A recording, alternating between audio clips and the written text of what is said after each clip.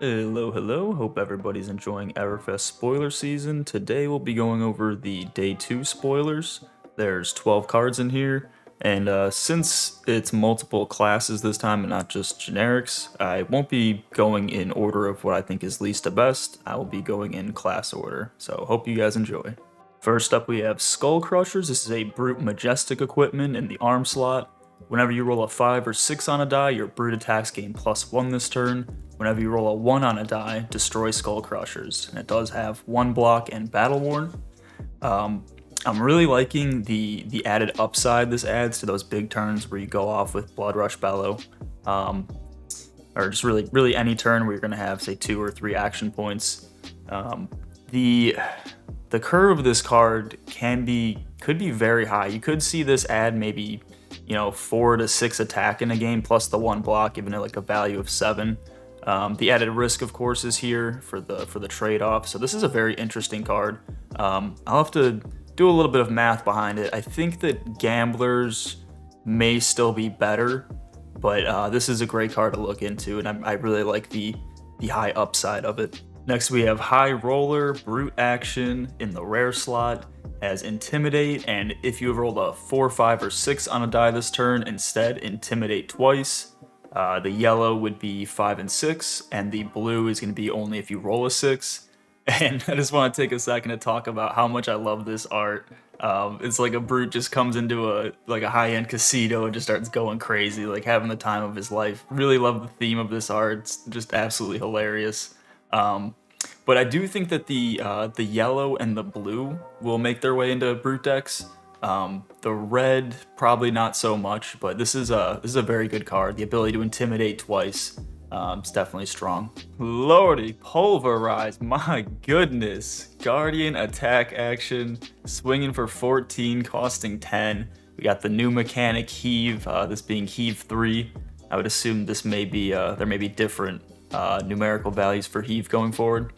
But at the beginning of your end phase, if Pulverize is in your hand and you have an empty arsenal zone, you may pay 3 and put Pulverize face up into your arsenal. If you do, create 3 Seismic Surge tokens. So a little bit of resource banking there. Couple that with Seismic Surge. You can have this costing 6 the next turn, bring the cost down by 4. And when Pulverize hits a hero, I love how it doesn't say if, it says when Pulverize hits a hero, their first attack during their next turn has -4. So really, this card has honestly a value of 18 in the attack slot when you look at it that way. This card is so strong. This baffled me when I looked at it. It's so much tempo here. I think it's like 3 turns of tempo.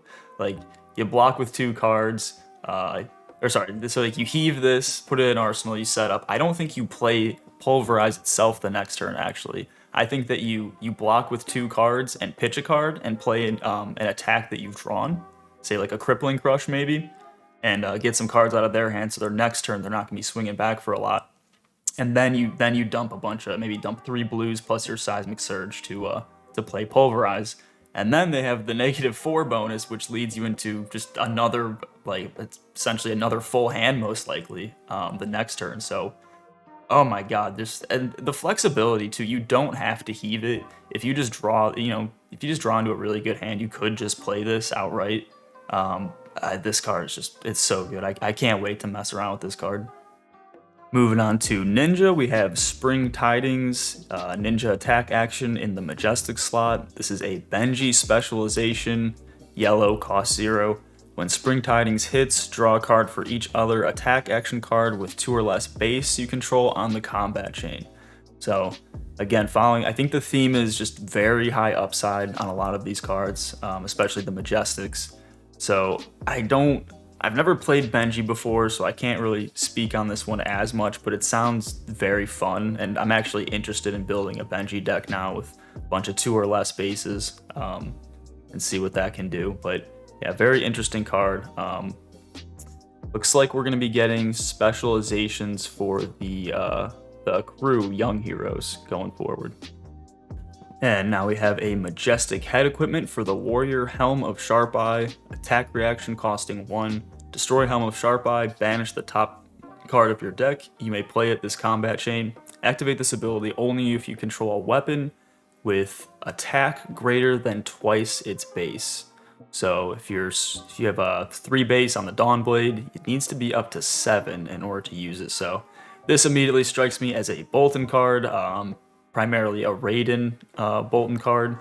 And I think it could be quite good there. You're getting, essentially an extra card in your hand for paying 1. It's battle worn, so you can block with it prior to using it and have it come back to you. So good value on this card. Here we have Warrior Attack Reaction in the common slot in the swing. Play in the swing only if you have attacked 2 or more times with weapons this turn. Target weapon attack gains +3. I absolutely love this art. Of course, this is just insane. I would love to see these swords make their way into the game as weapons. I really would have liked this to add 4 because it feels like the second swing requirement here is a little bit more demanding than a lot of the other warrior attack reactions that do 3. So I would have liked to see this buff for 4. But I guess you could make an argument that this finds its way in an aggro meta where people aren't blocking, so you're not getting reprise effects and whatnot.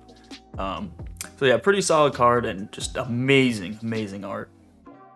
Moving on to Ranger, we have a Majestic Arrow, Battering Bolt, 2 cost, attacks for 6. When Battering Bolt hits a hero, they reveal their hand and discard all cards other than action cards. Then they lose 1 life for each card discarded this way.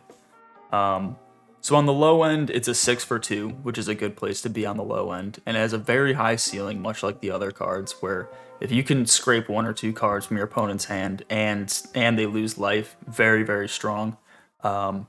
Attack reactions will always proc this, and instants will likely be played in response, and unless it's dominated, we're going to see defense reactions, piling onto this card. But I think it's moving in the right direction for Ranger. We'll see what else they have for us. Alright, it has to be said again, and it won't be the last time I say it. The art in this set is phenomenal. So many of these cards are already among my favorites in all of Flesh and Blood. This time we have Kraken's Aether Vein, Wizard Staff, 2-handed, Majestic, once per turn instant, pay 3, deal 1 arcane damage to target opposing hero, draw a card for each arcane damage dealt this way. I went looking around and I couldn't find anything that would make this more than 1, but since it says each damage dealt this way, you'd have to assume something's in the works where this is going to end up being more than the 1 damage under certain circumstances, in which case I could see it being very strong, very disruptive. I actually jumped when I saw this card.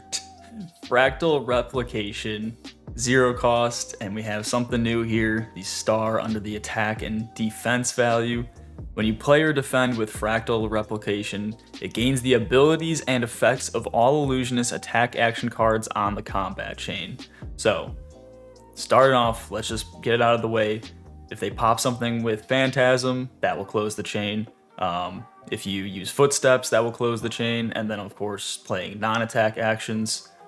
So there is a bit of a requirement here, and that's because Fractal Replication's base power is equal to the greatest base power among illusionist attack action cards on the combat chain.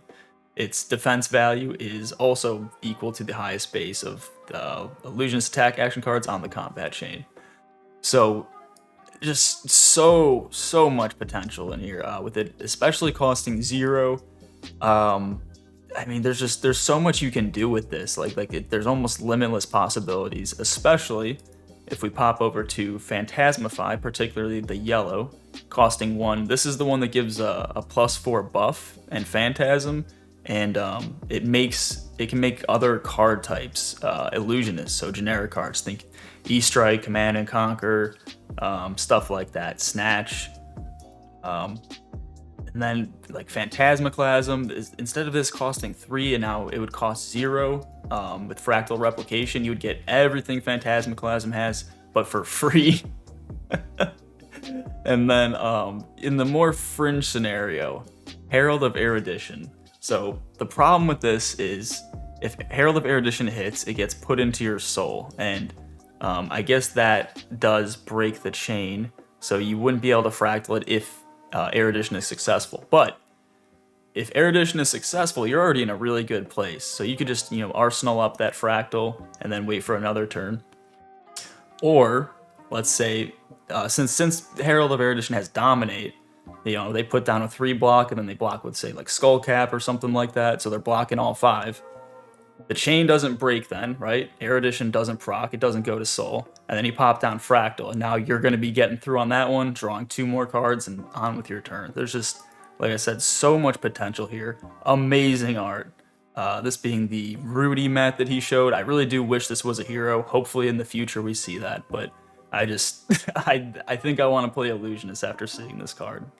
Alright, winding down a little bit, we're moving on to the generic item slot of Day 2 spoilers, Talisman of Balance, a blue, as Go Again. At the beginning of your end phase, if you have less cards in Arsenal than an opposing hero, destroy Talisman of Balance and put the top card of your deck into an empty Arsenal zone you control. So pretty much in line with a lot of the other items we've seen so far, basically banking resources, setting up for a big turn. We'll have to see more as time goes on to say how well these will perform. As of now, I don't really see it being that great, but that could definitely change. Moving on to Potion of Deja Vu. Instant, destroy Potion of Deja Vu, put all cards from your pitch zone on top of your deck in any order. I believe this will be a card that Wizard wants. The blue, of course, that's very nice. Anything where you can, stack the top of your deck is going to be good, but the downside being typically you are pitching your worst cards, so we'll have to see how this one shakes up. I could see an argument to be made on either way of it being really good or pretty meh. Last but not least, we have Amulet of Echoes, natural Go Again on it, instant, destroy Amulet of Echoes, target hero discards 2 cards, activate this ability only if they have played 2 or more cards with the same name this turn. And this is, I actually really love this item out of pretty much all the ones I've seen so far because it just, it hates on spam pretty much. If you have a build that's running too much of the same card and just keep putting them down, Amulet of Echoes is a check similar to Chains of Eminence, but this is on demand. You can put it down and, you don't have to Arsenal Chains of Eminence or draw into it at the right time. The slight downside is it's going to be on the board, so the opponent is going to be able to make note of it and play around it, particularly with attacks. If they're going to play 2 of the same attack in a turn, they can play the second attack as the final of their turn and then not have to, suffer the effect of this. But for non-attack actions, it'll definitely be very helpful, and I think this is a really, really interesting card. And that does it for Day 2 spoilers. I was very excited about a lot of these cards. I'm feeling really good about Everfest now.